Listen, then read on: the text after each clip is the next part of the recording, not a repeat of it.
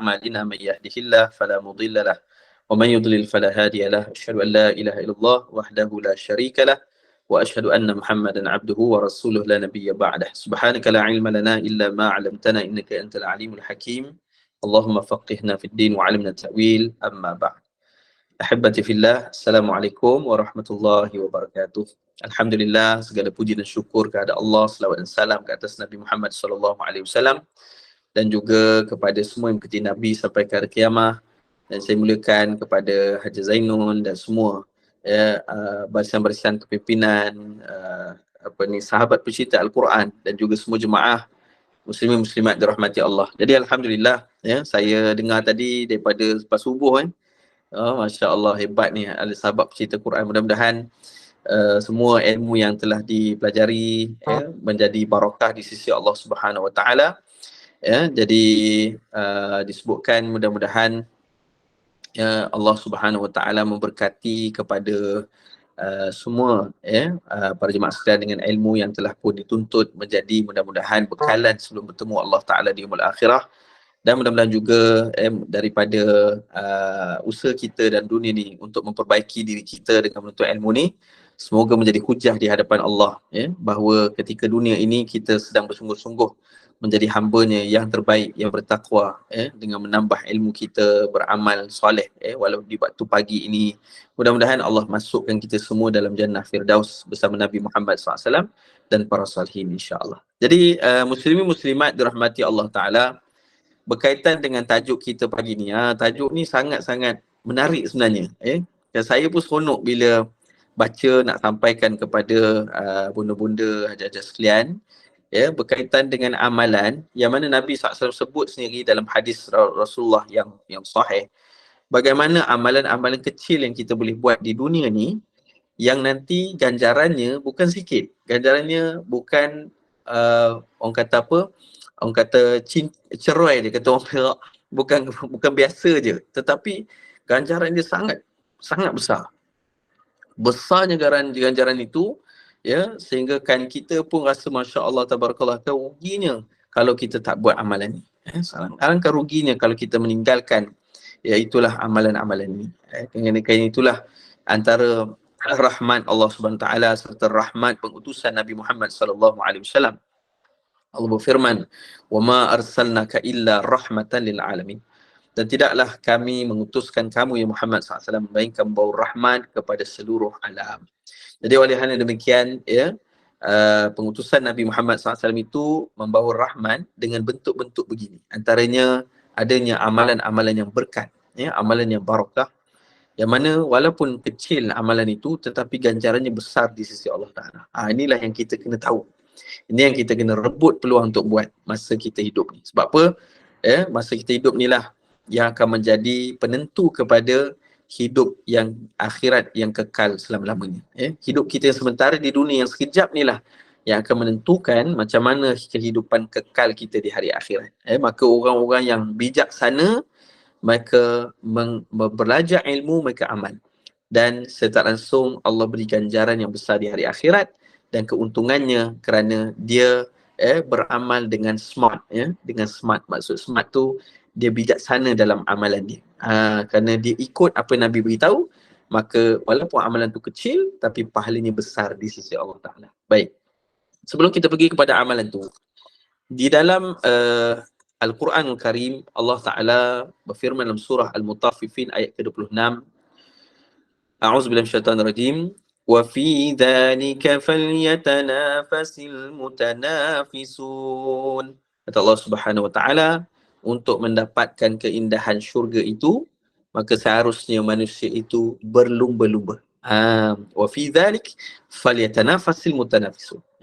Dalam manusia itu berlumba-lumba, bersusah payah, ataupun bersemangat dalam melakukan atau bersungguh-sungguh berjuang dalam melaksanakan amalan soleh ataupun kebaikan dan kebajikan. Kita pun dah masuk tahun baru Hijriah, artinya Allah Ta'ala suruh kita ni berhijrah ke arah yang lebih baik. Amalan soleh kita bukan hanya sama setiap tahun, tetapi bertambah tahun hidup kita, bertambah baik amal kita. Bukan hanya bertambah baik dari segi kuantiti, itu jumlahnya bertambah banyak, tapi juga bertambah baik kualitinya. And solat kita bukan hanya bertambah solat-solat sunat, ya, kita tambahkan solat-solat sunat kita dalam masuk tahun baru ni, tapi kita tambahkan kekhusyukan dalam solat kita dengan kita mengamalkan ilmu-ilmu yang kita pelajari. Macam mana nak khusyuk dalam solat dan sebagainya. Itu semua ada ilmunya yang kita kena pelajari dan kita kena praktik ataupun amalkan. Baik. Jadi maksudnya Allah Ta'ala suruh kita ni berusaha masa hidup untuk masuk dalam syurga Allah Ta'ala. Ya. Dengan itu Nabi SAW di dalam hadis Nabi banyak menceritakan tentang bagaimana Rasulullah, ya, menyuruh kita atau menyeru kita ni untuk berusaha masuk dalam syurga Allah. Kerana bila kita masih hidup, jemaah sekalian, sekarang hari ni kita masih hidup, alhamdulillah. Kita masih bernafas, kita masih berada di dunia ini. Apabila kita berada di dunia ini, ketahuilah bahawa selagi mana kita masih hidup, siapa pun kita sebelum ini, ya, siapa pun kita sebelum ini, ya, tetap kalau hari ini kita masih hidup, kita masih diberi peluang oleh Allah untuk masuk dalam syurga Allah, untuk jadi ahli syurga Allah SWT. Ya, sebab tu Allah SWT tak nak kita berputus asa. Nabi SAW tak nak kita ni berputus asa. Oh, aku dulu jahat, dia kata. Aku dulu ni teruk, jadi aku ni takkan masuk syurga punya. Dia cakap macam tu pula kan. Dia pula yang apa kata, dia pula yang judge diri dia sendiri. Sedangkan Allah Ta'ala beritahu bahawa setiap hamba Allah ni, ya, berusahalah kamu, berlumba-lumbalah kamu jadi ahli syurga. Dan memang Nabi SAW pun dalam hadis memberitahu, inna fil jannah mi'ata darajat. Kata baginda Nabi SAW, sesungguhnya jannah itu, syurga itu ada 100 tingkat. Dan Allah jadikan untuk orang-orang yang berjuang dalam hidupnya untuk mencari redha Allah SWT, iaitulah setiap daripada mabaina darajatain, setiap tingkatan syurga itu adalah luasnya kama baina sama'i wal ard, seperti luasnya langit dan juga bumi ini. Besar dan luasnya syurga itu. Fa idza sa'altumullah, dan apabila kamu meminta pada Allah, fas'aluhul firdaus, maka mintalah syurga firdaus. Maknanya apa? Nabi SAW beritahu kita ni jangan give up dengan Allah. Jangan putus asa dengan Allah. Jangan kamu rasa kamu tak layak masuk syurga. Sebenarnya kamu ada potensi masuk syurga. Selagi mana masih hidup, kamu ada peluang masuk syurga Allah Ta'ala. Nabi nak beritahu macam tu. Dan bukannya Nabi suruh minta syurga, tapi Nabi suruh minta syurga yang paling tinggi, iaitulah syurga Firdaus. Kata Nabi, Al-Firdaus rabwatul jannah wa awsatuha wa afdaluha. Sesungguhnya syurga Firdaus, mintalah pada Allah syurga Firdaus, kerana dia adalah syurga yang paling tinggi, yang paling baik, paling mulia ataupun paling afdal, dan paling bagus sekali. Jadi inilah hadis-hadis yang sahih yang kita bacakan untuk menambah lagi. Antaranya tadi kita baca hadis Bukhari dan yang merupakan hadis sahih Nabi SAW. Jadi maksudnya kita ni jangan putus asa dengan Allah. Setiap orang yang masih hidup masih ada peluang masuk syurga Allah. Dan begitulah juga kita tengok orang masih hidup, kalau teruk sangat dia kan, kita jangan terus judge dia ni, oh kamu ni ahli neraka. Tak boleh. Kita ni tak ada hak untuk beritahu atau judge orang ni dia ahli neraka ke atau sebagainya. Na'udzubillah min zalik. Yang kita boleh buat apa? Kita doakan kebaikan dia. Semoga kamu ni Allah bagi hidayah.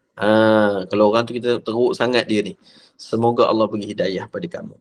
Bunga dengan itu juga kita dapat hidayah. Bila kita doa pada orang, Allah Ta'ala akan beri juga doa itu kepada kita. Dengan Nabi sebut, para malaikat akan mengaminkan doa itu. Sebab tu jangan risau doa orang dapat hidayah.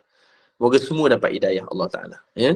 Dan dengan itu, moga jiran kita dapat hidayah. Moga orang-orang sebelah kita dapat hidayah. Moga sahabat-sahabat kita dapat hidayah. Walaupun mereka non-Muslim, kita boleh doa kerana mereka masih hidup. Bila masih hidup, masih ada peluang untuk kembali pada Allah, untuk masuk syurga Allah Ta'ala. Macam saya hari tu bagi ceramah pada para mu'alaf. Saya bagi tazkirah pada para mu'alaf Majlis Agama Islam Wilayah. Saya menjemput saya seorang panel untuk bagi penerangan terhadap saudara-saudara baru kita, saudara Muslim, tentang Islam. Jadi ada seorang makcik ni, nama dia Makcik Margaret. Dia masuk Islam usia berapa? 78 tahun. 78 tahun baru masuk Islam. Masya Allah, tabarakallah. Bila dia masuk Islam, dia seronok sangat. Sebenarnya anak dia masuk Islam. Jadi akhirnya dia tertarik dengan anak dia punya akhlak yang baik. Dan dia pun belajar tentang Islam. Dan akhirnya tahun lepas, 2022, bulan Jun, dia masuk Islam. Alhamdulillah. Jadi, bayangkan kalau macam Maghrib ni meninggal dunia. Dia diampuni oleh Allah Ta'ala. Dia akan mendapat apa dia? Dia akan mendapat ganjaran syurga Allah, mudah-mudahan. Subhanallah, insya-Allah. Kenapa? Kerana dia kembali kepada Allah Ta'ala. Maka sebab tu masih hidup, ada peluang masuk syurga Allah. Jangan pergi putus asa, jangan give up. Ada orang kata, boleh Ustaz, dia dulu non-Muslim, dia masuk Islam, habislah semua dosa-dosanya terhapus dan semua kebaikannya masuk akaun. Kita ni dari awal Islam. Macam mana tu? Sebenarnya kita pun ada peluang macam makcik tadi tu. Macam mana nak bagi dosa kita semuanya terhapus? Kita kena bertaubat. Taubat itulah yang sama je macam mana Makcik Margaret tadi. Bila dia masuk Islam, terhapus semua dosa-dosa dia. Dan masuk semua kebaikan yang dia pernah buat dari balik sampai hari itu, semua masuk akaun. Bayangkan banyaknya pahalanya dan betapa bersihnya dia. Jadi kita pun boleh tak jadi macam tu? Boleh dengan cara kita bertaubat. Bertaubat pada Allah, minta keampunan pada Allah. Maka akhirnya dia akan jadi satu dia akan jadi satu kaedah yang Allah berikan pada kita untuk kita membersihkan diri kita dan menjadikan kita hamba-Nya yang masuk dalam syurga Allah Ta'ala. Baik. Jadi kita pergi kepada amalan-amalan yang mana amalan-amalan ini adalah amalan yang disebut Nabi SAW. Kalau kita buat, kita dapat apa? Bukan hanya masuk syurga, tapi dapat rumah mahligai dalam syurga Allah. Dekat dunia ni kalau dapat rumah pun dah seronok dah kan. Contohnya dapat rumah dekat dunia kan. Kita dapat rumah free lah contoh. Seronok kan. Kita tak free, kita kena bayar 30 tahun pun seronok dah dapat rumah kan. Tapi rumah dunia ramai orang cari. Rumah akhirat tak ramai yang pedulikan. Tak ramai yang tak nak cari rumah akhirat. Allahu Akbar. Sebab itulah kita ni bukan hanya rumah dunia kita nak, tapi kita nak juga mahligai rumah dalam akhirat di dalam syurga Allah Ta'ala. Jadi apa dia amalan-amalan yang ringan yang boleh kita amalkan yang jaminan yang mendapat syurga, iaitulah juga mahligai dalam syurga Allah. Baik, amalan yang pertama adalah amalan yang ringan sangat. Mudah sangat kita buat. Rugi kalau tak buat. Amalan pertama adalah membaca surah. Satu surah dalam Quran yang mana kita baca satu hari, kita baca 10 kali. Ataupun lebih pun baguslah. Tak ada masalah. Tapi minimumnya 10 kali. Iaitulah surah apa? Surah Al-Baqarah ke? Bukan. Kalau surah Al-Baqarah tak mampu kita nak baca 10 kali sehari kan. Surah Al-Baqarah satu surah nak baca 2 jam. Baru habis satu surah. Kan? Itu pun kena lancar. Jadi surah yang kita baca, yang Allah berikan nikmat bila kita baca 10 kali, Allah berikan satu rumah dalam syurga Allah. Itulah dia surah Al-Ikhlas. Surah Al-Ikhlas. Daripada sahabat bernama Mu'az bin Anas Al-Juhani radhiyallahu anhu, qala Rasulullah sallallahu alaihi wasallam, man qara'a qul huwallahu ahad. Barang siapa yang membacakan siapa yang membacakan surah qul huwallahu ahad, iaitulah surah Al-Ikhlas, hatta yakhtimaha 10 marrat, banallahu lahu qasran fil jannah. Sehingga dia baca itu sebanyak 10 kali. Maka akan dibinakan baginya rumah di dalam syurga Allah Ta'ala. Mahligai dalam syurga Allah Ta'ala. Hadis ni riwayat Ahmad dan nyatakan hadis hasan. Jadi hadis ni menunjukkan amalan pertama ni sangat ringan kita nak buat. Kita baca Qul huwallahu bismillahirrahmanirrahim. Qul huwallahu ahad. Allahus samad. Lam yalid wa lam yulad wa lam yakul lahu kufuwan ahad. Kan? Kemudian kita baca lagi. Bismillahirrahmanirrahim. qul huwallah. Sama boleh 10 kali. 10 kali kita baca, dapat satu mahligai dalam syurga Allah. Pastinya dengan ikhlas lah kita baca kerana Allah Ta'ala. Jadi Masya Allah, tabarakallah, sehingga ada sahabat Nabi bertanya kepada Rasulullah, ya Rasulullah, kalau macam tu banyaklah rumah dalam syurga kan? Baca 10 kali dia dapat satu rumah dalam syurga. Allahu Akbar.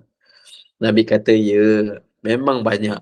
Dan itulah yang Allah akan beri. Allah boleh beri lebih banyak dari apa yang kamu bayangkan. Allah, syurga ni kan seluas seluruh langit dan bumi.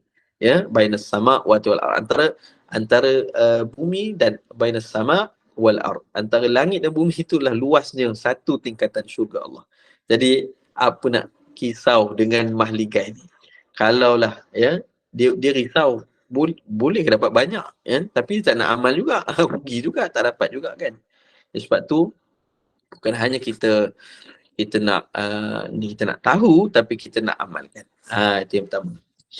Jadi kita boleh bacakan surah Al-Ikhlas sehari, kita ulang 10 kali. InsyaAllah Allah berkat sehingga dapat ganjaran yang berlipat kali ganda ini. Ini yang pertama. Yang keduanya, iaitulah mengerjakan yakni solat 4 rakaat. Baik.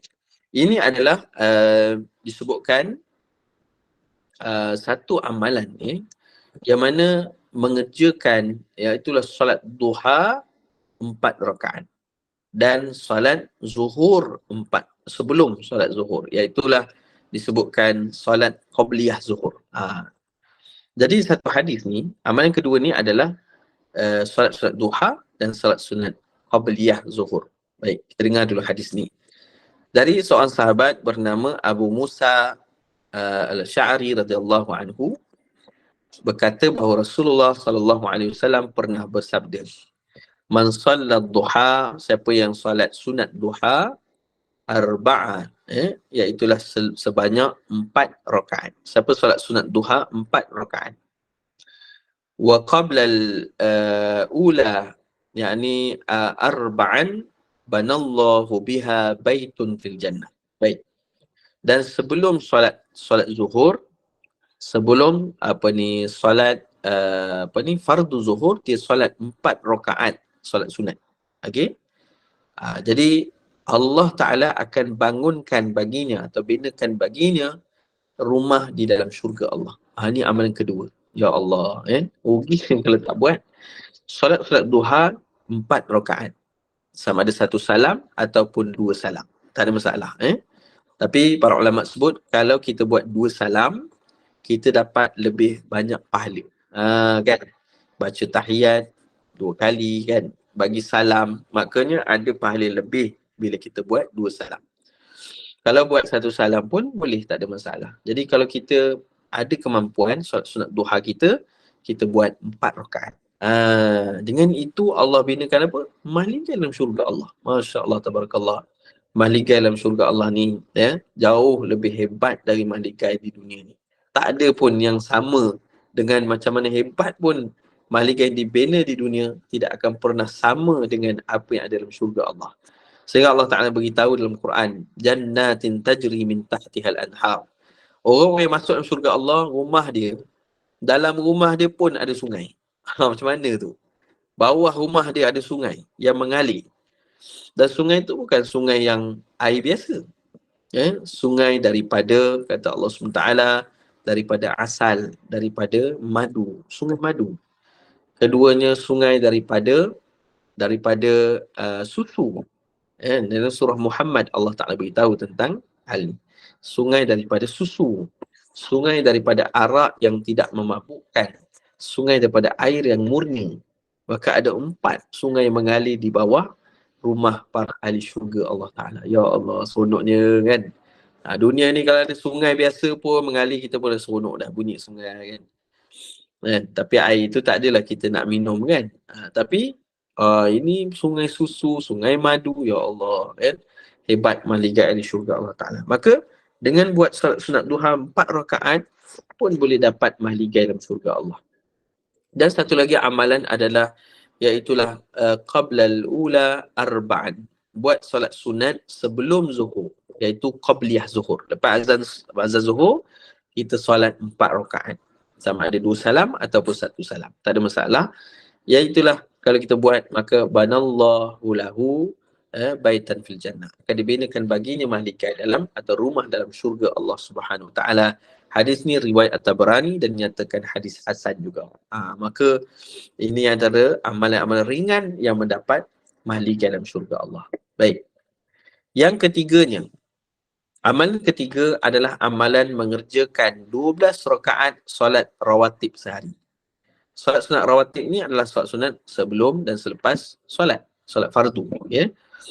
Jadi dari Ummu Habibah, isteri Nabi SAW menyatakan dalam satu hadis sahih riwayat Muslim, qala Rasulullah SAW, man shalla 12 raka'ah, siapa yang solat sebanyak 12 rakaat. Dia solat berapa rakaat? 12 rakaat. Ya, dalam seharian, fi yaumin wa lailatin buniya lahu bihinna baitun fil jannah. Maka akan dibangunkan untuk dia rumah di dalam syurga Allah. Jadi salat sunat ini, pertamanya ada para ulama sebut ia adalah solat iaitulah rawatib, ya. Iaitu solat sunat sebelum dan selepas solat. Tapi yang mana satu? Jadi kita lihat dalam satu hadis dari Aisyah radhiyallahu anha, riwayat At-Tirmizi dan nyatakan hadis hasan. Man sabara ala sinta asyrata raka'ah min sunnah banallahu lahu baitan fil jannah. Kata Sayyidina Aisyah dalam hadis yang lain, siapa yang biasa merutinkan solat sunat dia, iaitu solat sunat dalam seharian, iaitu ada 12 rakaat, maka Allah akan binakan baginya rumah dalam syurga Allah SWT. Iaitulah salat apa? Kata Sayyidina Aisyah, pertama, 4 rakaat qabla zuhur, 4 rakaat sebelum zuhur. Kan? 4 rakaat sebelum zuhur. Dan wa raka'atain ba'daha, 2 rakaat selepas zuhur. Kemudian wa raka'atain ba'dal maghrib, 2 rakaat selepas maghrib. Wa raka'atain ba'dal isya', 2 rakaat selepas isya'. Wa raka'atain qabla al-fajr, dan 2 rakaat sebelum solat subuh. Jadi inilah solat-solat yang dirutinkan juga Nabi SAW. Namun ada orang tanya, habis tu Ustaz, sebelum asar, sebelum maghrib, sebelum isya', ada kan solat 2 rakaat juga? Boleh tak? Boleh, tak ada masalah. Itu lebih besar lagi lah pahala Allah Ta'ala bagi, kan? Tara buat 12 ni pun dapat pahala besar dah. Kan? Apatah lagi tambah lagi dengan solat sunat yang lain. Jadi, ya, yang pentingnya buat. Ada orang tanya tadi, tapi dia tak buat. Kan? Sayang sekali. Ya, kita buat. Maka sebelum solat, kita buat. Kan? Selepas solat. Antaranya juga daripada solat-solat sunat ini juga ada kelebihan-kelebihan besar. Seperti contoh tadi, solat sunat sebelum zuhur 4 rakaat dapat mahligai dalam syurga juga. Kalau jaga lagi 12 rakaat seharian, dapat lagi mahligai dalam syurga Allah. Ya Allah, banyak rumah dia kan. Dalam syurga Allah Ta'ala. Kan, seronok kan. Rumah kat dunia tak dapat, nak beli banyak kan. Dapat 1, 2 kan. Paling banyak pun 3 ke kan. Allahu'alam lah kan. Mungkin dalam ni ada rumah banyak ke, saya tak tahulah kan. Tapi tak boleh nak banyak-banyak lah. Tapi dalam syurga boleh jadi banyak rumah dia. Kerana masa hidup dia banyak beramal soleh. Sebab itulah kita nak masuk syurga, kita buatlah rumah dalam syurga. Kan. Macam kita nak duduk dekat kampung, ada orang dah habis kerja di Kuala Lumpur, dah kerja 30 tahun. Dalam masa tu sebelum dia pencen, dia pergi buat rumah dekat mana? Dekat kampung-kampung, dekat Perak ke, dekat Melaka ke kan. Sebab apa dia buat rumah dulu? Sebab dia memang nak pergi sana. Dia memang nak pergi duduk negeri tu. Dia memang nanti dah habis kerja, dia nak duduk dalam negeri tu, tempat tu, kampung tu. Jadi menariknya juga hidup kita pun macam tu. Di dunia ni kita bekerja. Bukan bekerja lah, maksudnya kita beramal, kita mencari bekal. Untuk sebelum kita pencen. Pencen kita bila meninggal lah. Bila kita meninggal dunia, kita dah pencen dah. Masuk dalam kubur, tidak ada lagi amal dah. Tidak ada lagi solat, tidak ada lagi baca Quran. Kecuali orang yang maknanya apa, dalam kubur ni waktu yaumir rahil, hari kerehatan orang beriman. Tidak lagi amal dalam kubur. Kan? Ahli kubur masuk kubur, diceritakan pada hari pertama dia masuk kubur, dia dah kelang kabut dah. Weh, nak malam dah ni. Nak solat maghrib dah ni, nak ambil wuduk mana ni? Malaikat pun datang. Bertenanglah wahai hamba Allah. Telah kamu berusaha beribadah masa hidup kamu, sekarang adalah waktu rehat kamu. Rehat. Kan? Masuk dalam akhirat kita lagi. Jadi akhirnya bila sampai hari akhirat, dia dah pun buat rumah. Di mana? Di kampung halaman dia. Mana kampung halaman dia? Syurga Allah Ta'ala. Ya Allah. Kan beruntung tu. Dan sebab itulah kita buat. InsyaAllah. Maka kalau kita buat, kita dapat kelebihan itu. Buatlah amal soleh. Maka kalau kita nak buat sebelum zuhur, sebelum asar, boleh kan? 2 rakaat. Sebelum maghrib, 2 rakaat. Sebelum isyak, 2 rakaat. Kita nak tambah lagi, boleh, tak masalah. Bahkan ada fadilat-fadilat, kelebihan lagi yang kita akan dapat dengan kita buat amal tu. Tapi yang tak bolehnya selepas subuh dan selepas asar lah. Tu waktu haram. Itu tak boleh solat kan. Kecuali kalau hal-hal yang tertentu saja. Kita tak bahaskanlah dalam pertemuan ni. Tapi jagalah solat-solat ini. Ala kulli hal, 12 rakaat solat ini juga, kata sebagai para ulama, bukan hanya solat sunat rawatib. Termasuk solat sunat lain. Jadi sehari semalam dia solat sunat duha, dia solat sunat apa lagi? Dia solat sunat contohnya hajat ke, malam dia solat apa tu? Tahajud, kemudian dia solat sunat wudu, tambah semua, jadi 12 rakaat. Itu pun dia dapat banallahu lahu baitun fil jannah. Dia dapat rumah dalam syurga Allah. Maka dua-dua ni pun insya-Allah boleh diamalkan. Ini pendapat para ulama tentang hadis ini. Jadi kita jaga. Yang penting kita buat. Ada orang kata, Allah Ustaz, nak buat macam-macam 12 rakaat tak mampulah. Sibuk, tak sempat ke? Tak apa. Kalau tak sempat buat semua, jangan tinggal semua. Tak sempat buat semua, jangan tinggal semua. Buatlah sebahagian. Yang sempat 2 rakaat sebelum subuh, yang sempat 2 rakaat selepas zuhur, tak apa. Yang lain tak sempat buat, tak apa. Buat je dulu. Nanti kalau sempat sehari 2 rakaat pun tak apalah. Doa, ya Allah, lemahnya diriku ini, ya Allah. Nak buat 12 rakaat tak mampu lagi, tapi berilah ya Allah kekuatan supaya aku dapat buat amalan tu. InsyaAllah Allah akan bagi kita hasanah sebab kita dah niat nak buat. Allah akan beri kita apa lagi? Allah akan beri kita kebaikan, kelebihan tu mudah-mudahan. Kerana itu juga daripada kehendak Allah Subhanahu Wa Taala, kan? Jadi kita yang penting kita buat. Walaupun tak banyak, jangan tinggalkan. Baik. Ini adalah amalan yang ketiga. Amalan ketiga. Amalan yang keempat, yang untuk mendapat mahligai dalam syurga Allah Ta'ala, adalah membangunkan masjid dengan ikhlas kerana Allah. Membangunkan masjid, ataupun tempat untuk beribadah, tempat solat. Jabir bin Abdullah radhiyallahu anhu berkata bahawa Rasulullah SAW bersabda, "Man bana masjidan lillah kamafhasi qatatin au asghar, banallahu lahu baitan fil jannah." Baik. Dalam hadis ni Nabi SAW beritahu, siapa yang membangunkan masjid kerana Allah, siapa yang bangunkan masjid kerana Allah, yang ini tempat solat, jadi ada orang kata surau sama ke? Ya, samalah. Surau tu adalah masjid juga. Masjid tu maksudnya tempat sujud, kan? Jadi mungkin kat Malaysia ni dia ada nama berbeza sikit lah. Musalla, masjid, surau, kan?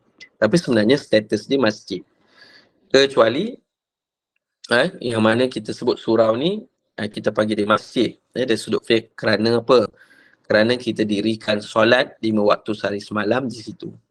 Tapi bezanya dengan masjid yang besar dengan surau ni, surau pun sebenarnya masjid. Tapi masjid yang kita panggil masjid ni selalunya adalah masjid jami' sebenarnya. Iaitu masjid yang ada solat Jumaat. Masjid yang ada solat Jumaat. Maka itu dipanggil masjid jami'. Jadi kedua-dua ni pun masjid. Bina surau, bina masjid tu termasuk dalam hadis ni. Jadi kata Nabi SAW, seorang yang membina masjid walaupun hanya selubang tempat burung bertelur atau lebih kecil lagi. Burung kalau dia bertelur dekat dinding-dinding kan, kecil dia kan, lubang tu kecil pun dia boleh bertelur kat situ. Jadi kalaulah dia buat masjid tu sebesar tu pun, sama ada dia tolong buat atau dia berinfak, bagi duit untuk buat masjid tu, ataupun apa sajalah, dia bantu untuk bina masjid tu, maka Allah Ta'ala akan binakan baginya, walaupun kecil daripada tu pun, Allah akan binakan baginya syurga, mahligai dalam syurga Allah Ta'ala. Ya Allah. Dan hadis ni hadis riwayat Ibnu Majah dan hadis yang sahih. Jadi sebab itulah, kalaulah kita ada peluang and orang minta sumbangan membina masjid, membina surau, kita buatlah, kan? Kerana daripada situlah, dari situlah kita dapat hasanah, kita dapat pahala, iaitulah mendapat mahligai dalam syurga Allah Subhanahu Wa Taala. Jadi hadis tentang keutamaan membangunkan masjid juga disebut dalam hadis Uthman bin Affan radhiyallahu anhu. Di masa Uthman, iaitulah 30 Hijriah, tahun 30 Hijriah sehingga khalifah beliau, berakhirkan terbunuhnya Uthman bin Affan, dibangunkan masjid Rasulullah SAW. Uthman dikatakan, Rasul katakan kepada mereka yang membangunkan, yang membangun sebagai bentuk, disebutkan masjid ini kalau kita bina mestilah kerana Allah Ta'ala. Jangan dia bina masjid tapi bukan kerana Allah, kerana nak bermegah-megah, kerana nak menunjuk-nunjuk pada orang, tak boleh, kan? Jadi Sayyidina Uthman bin Affan radhiyallahu anhu menyebutkan satu hadis, man bana masjidan lillah banallahu lahu fil jannah mislahu. Siapa yang membina masjid kerana Allah Ta'ala, maka Allah akan bangunkan baginya seperti itu juga di dalam syurga Allah. Ini hadis sahih riwayat Bukhari dan juga Muslim. Jadi kata Imam Nawawi rahimahullah ta'ala bahawa Allah Ta'ala akan bangunkan semisal itu dengan bangunan tersebut, dengan bait, yakni rumah dalam syurga Allah Ta'ala. Namun sifatnya adalah hal yang luas dan lain, yang tentunya ada keutamaan sendiri. Bangunan di syurga tidak pernah dilihat oleh mata, tidak pernah didengar oleh telinga, dan tidak pernah terdetik dalam hati juga macam mana keindahan ni. Jadi sebab tu kita kena kata apa? Usaha, insya-Allah Allah Taala bagi. Dan keutamaan bangunan yang diperoleh di syurga dibandingkan dengan rumah di syurga lainnya adalah seperti keutamaan masjid di dunia berbanding rumah-rumah di dunia ini. Jadi sebab tu, kalau kita ada peluang, kita binalah masjid Allah Subhanahu Taala dalam hidup kita di dunia ini. InsyaAllah kita dapat nikmat syurga, kita dapat rumah dalam syurga Allah. Ya Allah, InsyaAllah. Baik, itu amalan yang keempat. Sebenarnya adakah amalan lain? Baik. Ada amalan yang kelima, keenam, ketujuh, kita satukan dalam satu hadis. Terdapat satu hadis yang cerita 3 lagi amalan. Tadi 4, makanya tambah lagi 3 jadi 7 amalan. Apa amalan itu? Yang mendapat mahligai dalam syurga Allah. Dari Abu Umamah radhiyallahu anhu, qala Rasulullah SAW, ana za'imun bi baitin fi rabadil jannah liman tarakal mira'a wa in kana muhiqqan. Kata Nabi SAW yang pertama, aku memberikan jaminan rumah di pinggiran syurga. Jadi dalam syurga ni sama tak macam keadaannya, kan? Ada center dia, ada pinggiran dia, kan? Kalau Kuala Lumpur lah, Kuala Lumpur ni ada center, ada city center, ada dia punya pusat di Kuala Lumpur tu, kota tu. Tapi ada pinggiran ni, pinggiran ni dekat mana? Dekat Gombak, Setapak. Ni pinggiran ni, pinggiran jauh sikit daripada center tu. Dapat rumah dekat situ. Pinggiran pun sekarang ni mahal. Kalau Kuala Lumpur, rumah-rumah kat pinggiran Kuala Lumpur pun dah 1/2 juta dah. Kalau kondominium lah. Kalau rumah teres dah berjuta-juta dah harga dia. Itu baru pinggiran. Kalau tengah lagi mahal, kan. Jadi dalam syurga pun sedemikian. Allah Ta'ala beritahu, Nabi SAW beritahu bahawa jaminan bagi orang yang mendapat rumah di pinggiran syurga, iaitu bagi siapa? Orang yang bila dia berhadapan dengan orang yang nak bergaduh dengan dia, lalu dia pun meninggalkan perdebatan tu, pergaduhan mulut tu. Liman tarakal mira'a wa in kana muhiqqan, walaupun dia di pihak yang benar. Jadi orang bergaduh dengan dia, kan? Orang tu yang salah sebenarnya, tapi dia tak nak memanjangkan pergaduhan. Dia tak nak buat lagi banyak dosa yang lain.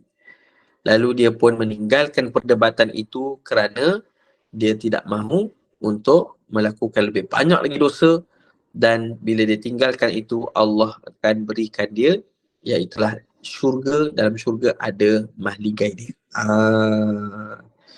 Jadi kalau nak mula berdebat, tinggalkan perdebatan itu, dapat rumah dalam syurga Allah Ta'ala.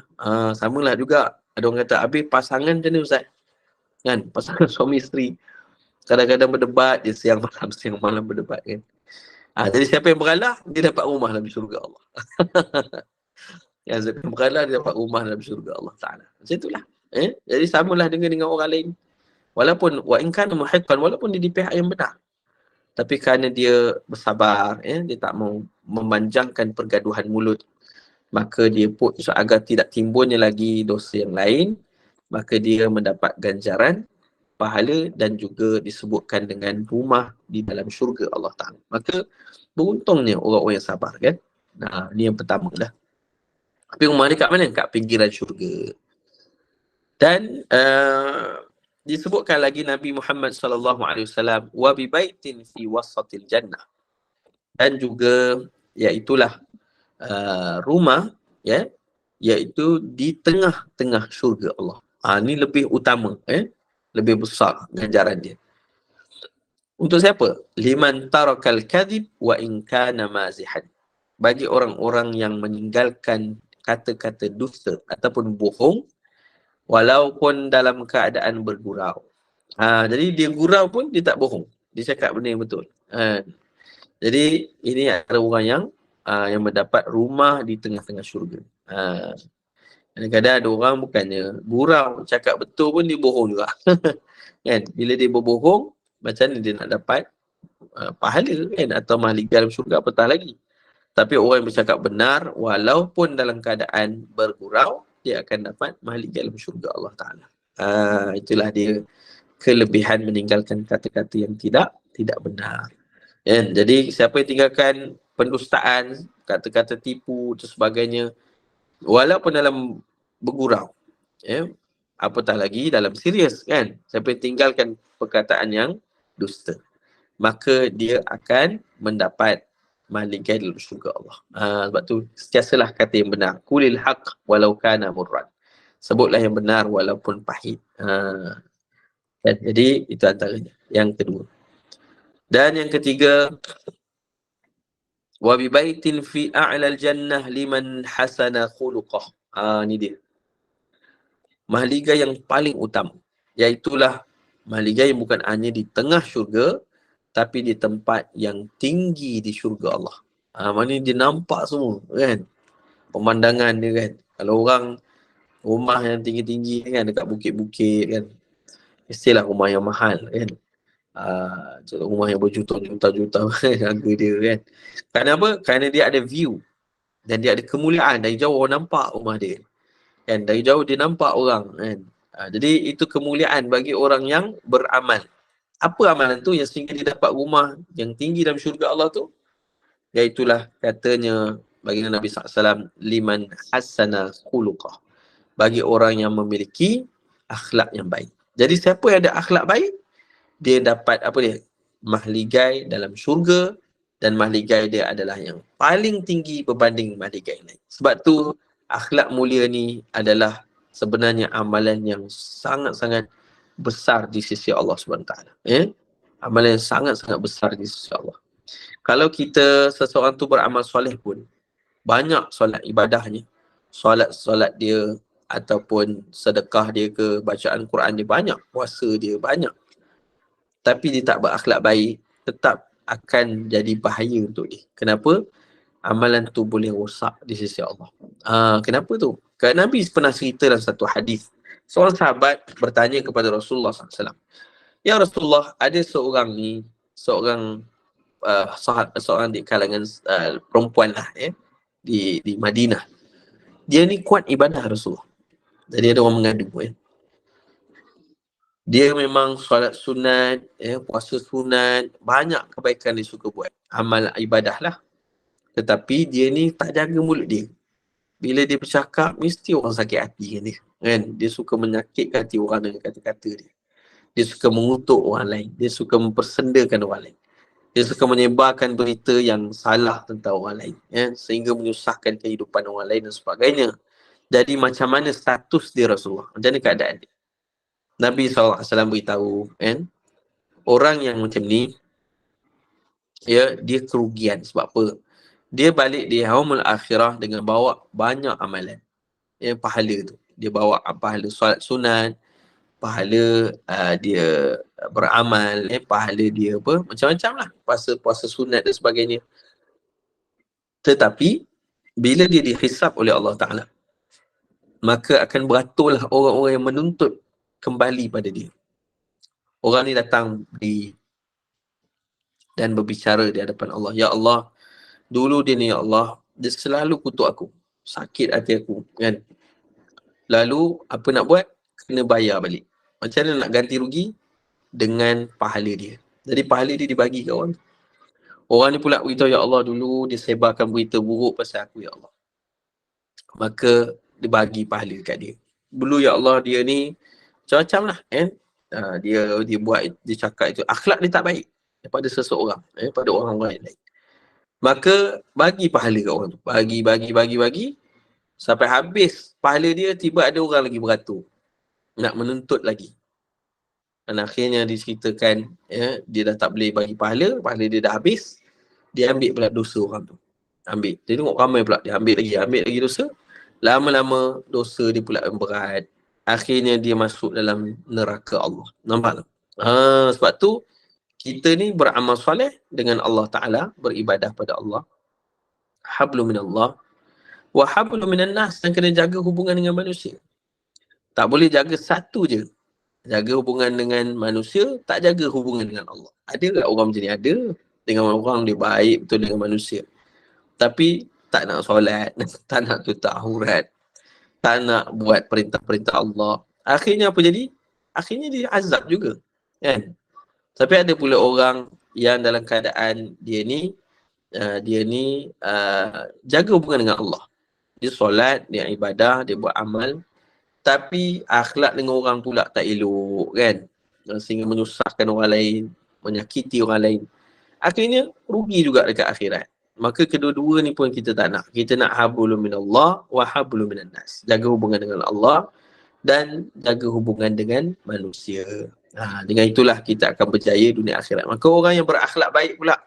Akhlak baik ni ada macam-macam keadaan, kan? Berakhlak baik, kita senyum pun kita dapat pahala. Kan? Sebab senyum ni kata Nabi sedekah. Kerana senyum tu adalah nilai akhlak. Tersenyum biwajhin talqin, dengan wajah ceria pun akhlak. Tapi kena senyum dekat orang lah. Ada orang diri depan tabung masjid, dia senyum kat tabung masjid tu. Kan? Ada orang pun tepuk bahu dia. Ji, kenapa senyum dekat tabung masjid? Dia kata, tengah sedekah lah ni, dia kata. Tu salah tu kan. Kalau tabung masjid nak sedekah, kena masuk duit. Baru dia jadi sedekah. Tapi kalau dengan manusia, kita senyum pun, kita dapat pahala sedekah. Jadi itu pun akhlak yang mulia. Akhlak mulia ni, Nabi sebut ada 3 keadaan kita boleh buat. Pertama, berakhlak mulia dengan orang yang buat baik. Iaitu buat baik kepada orang yang buat baik pada kita. Siapa dia yang buat baik pada kita? Pasangan kita, ibu ayah kita, ya, ataupun sahabat-sahabat kita ke siapa. Kalau dia buat baik pada kita, kita lagi buat baik pada dia. Kita buat baik pada dia, kan. Terima kasih pada dia. Kita pemudahkan urusan dia. Jadi dia buat baik pada kita, kita balas lebih baik lagi pada dia. Itu yang pertama. Itu mungkin senang lah nak buat, kan. Mungkin lebih mudah. Tapi tu pun ada orang tak buat juga. Kan? Ada orang buat baik pada dia, dia buat dia, kan. Tak, kita pun hargai kebaikan itu dengan kita buat baik balik pada dia. Itulah tanda akhlak yang mulia. Yang keduanya, buat baik pada orang yang tak buat apa-apa pada kita. Buat baik pada orang yang tak buat apa-apa pada kita. Dan kalau kita selalu buat amal ni, kita akan dapat banyak kelebihan. Ya, seperti mana orang yang pernah tolong kita. Ada tak siapa-siapa yang pernah berpengalaman masa dia tengah susah dulu, masa dia tengah suntuk dulu, dia tengah dalam keadaan terhimpit dahulu, ada orang yang tolong lepaskan kita dari kesusahan tu? Ada tak? Kan? Jadi apa yang kita, walaupun mungkin kadang-kadang orang tu kita tak kenal, orang tu kita tak kenal, orang tu kita tak tahu pun dia siapa, orang tu kita pun tak pasti pun dia ni siapa. Macam saya dululah, nak lalu dekat tol, tiba-tiba tap kad tu, Tashengo tu tak ada kredit, kosong kan, tak cukup. Jadi saya kata, Allah, macam mana nak undur balik ni, penuh kereta kat belakang. Masa tu pagi kan. Jadi saya pun fikir, macam mana saya nak top up ni, dia zaman dululah, sekarang ni dah boleh online semua kan. Jadi ada satu orang lelaki ni, dia keluar daripada kereta dia tolong tapkan kad dia, dan dia suruh saya jalan. Saya tak kenal dia siapa, saya tak tahu kereta dia siapa kan, kereta dia apa, siapa dia ni, dan dia ni siapa, saya tak kenal. Tapi sampai hari ni saya doa kat dia, mudah-mudahan Allah bagi pahala kat dia, Allah bagi rahmat, keluasan rezeki bagi dia. Kalau tak jumpa dunia pun, mungkin dia pun tak ingat, tak kenal pun saya siapa. Dan mudah-mudahan boleh jumpa dalam syurga Allah. Allahu Akbar kan. Ya Allah, itulah hebatnya nilai amalan yang kita buat pada orang yang tak buat apa pun pada kita. Dan kita yakin kita buat amal soleh, Allah pasti membalasinya. Sebab tu Allah berfirman, فَمَنْ يَعْمَلْ مِثْقَالَ ذَرَّةٍ خَيْرًا يَرَهُ. Siapa yang buat amalan soleh, amal kebaikan, walaupun sebesar zarah, misqal ataupun seumpama zarah, khairan yarah, pasti dia akan dibalasi dengan kebaikan. Jadi maksudnya apa? Kita buat amal baik ni, bukan semua amal baik pahalanya besar, tak ada yang besar zarah amal kebaikan itu. Mereka semuanya besar ganjarannya. Kita sedekah satu pun Allah bagi 700 kali lipat hasanah. Ya. Tapi apa amalan yang zarah ni? Seperti zarah ni, maksudnya amalan yang orang tak terima kasih pun. Kita buat baik pada satu orang, ya. Contohnya syaitan ni dipandai, dia nak bagi amalan kita tu rosak, dia tak nak kita dapat pahala, jadi dia akan pastikan amalan kita ni tak ikhlas. Itu dia, kan? Bukan kerana Allah. Jadi Allah Ta'ala beritahu, buatlah satu amalan tu kerana Allah. Jangan harapkan terima kasih, harapkan kemuliaan orang tu bila kita buat baik. Kerana Allah sebenarnya, kalau kita buat baik, pasti Allah akan balas. Jangan risau. Maka Allah akan beritahu juga pada orang lain. Allah akan buat orang lain tahu juga kebaikan kita tu. Kan kita tengok orang meninggal, akhirnya bila dia meninggal, terbuka balik cerita dia dulu buat banyak kebaikan pada orang, kan? Kenapa dia buka balik cerita tu? Allah yang takdirkan. Kerana dia buat amalan tu ikhlas kerana Allah. Itu Allah Ta'ala sebut khairan yarah. Allah akan beri balasan balik baik pada dia kembali. Jadi apa yang berlaku adalah syaitan ni, dia suka rosakkan amalan kita. Contoh, kita buat baik pada orang yang tak buat baik pada kita. Sebagai contoh lah, kita tengah beratur kan, tiba-tiba orang belakang kita ni macam orang tua lah, mungkin dah orang kata berusia kan, kesian kat dia. Makcik mainlah duduk depan. Kita pun suruh dia pergi depan kita kan. Dia, makcik ni pula pergi depan, tak ada angkat tangan ke, terima kasih ke, tak ada cakap apa-apa, senyap. Masa tu syaitan bisik kat kita, tengok orang tu, kamu buat baik kat dia tak terima kasih pun, teruk betul lah. Jadi akhirnya, manusia yang tak jaga hati ni, tak istighfar kan, tak niat betul-betul kerana Allah. Tadi nak buat kerana Allah kan, tiba-tiba syaitan bisik tu, dia pun terpengaruh, dia pun kata, betul ke? Teruk betul lah macam ni, tak terima kasih pun dekat aku. Jadi akhirnya apa? Haba'an mansura. Amalan baik tadi tidak ada balasan. Sebab apa? Dia bukan niat kerana Allah Ta'ala. Nampak tu? Sebab kalau dia pergi depan, dia tak cakap terima kasih pun tak apalah.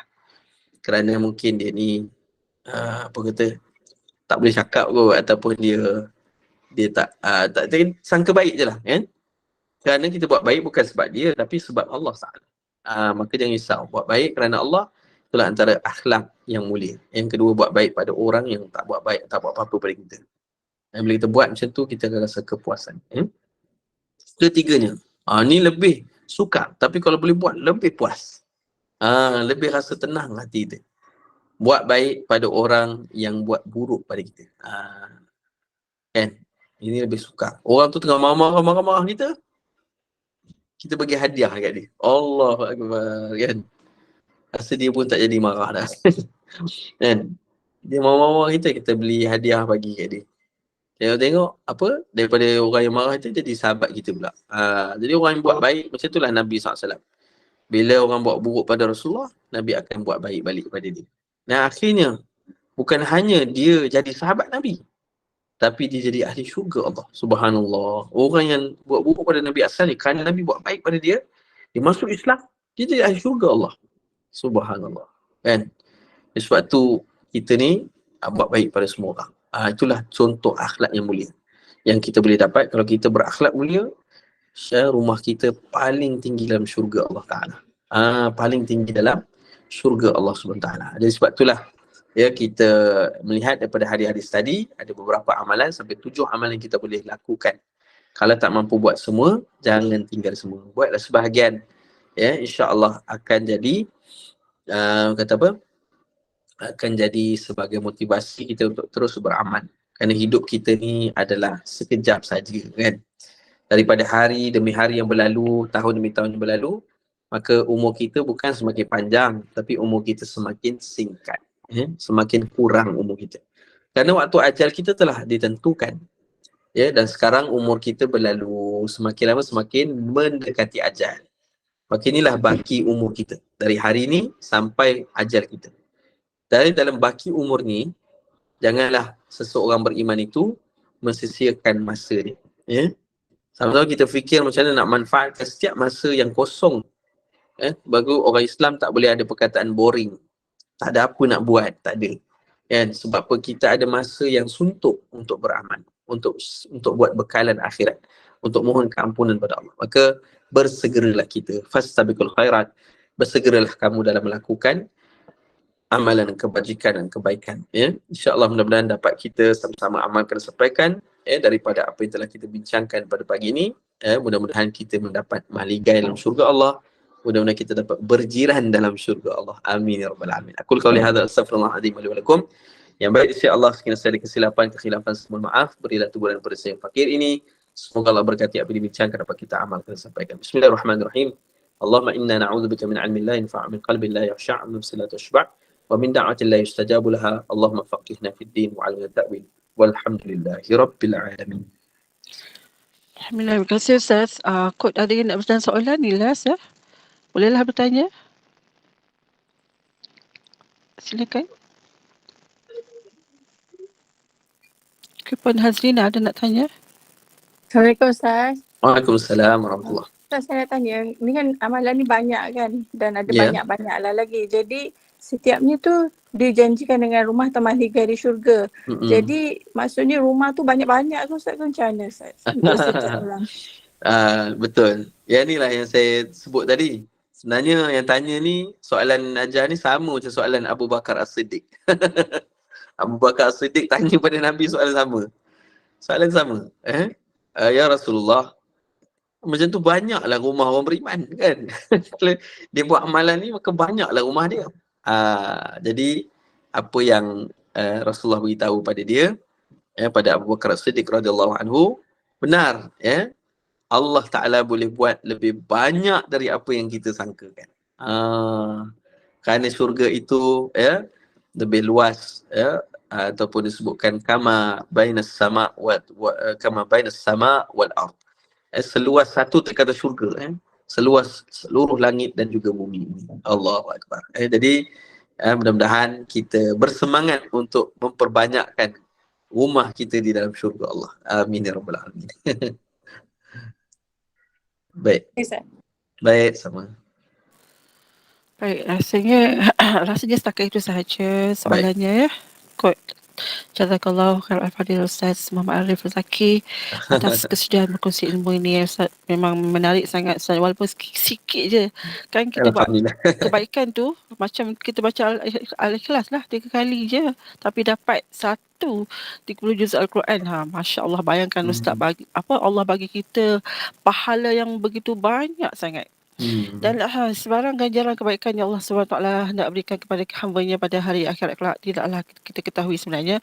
Dan kerana ganjaran itu pastinya sesuatu yang tidak pernah terbayang dan tergambar pada fikiran kita. Dan ingatlah tiada jalan pintas ke syurga Allah.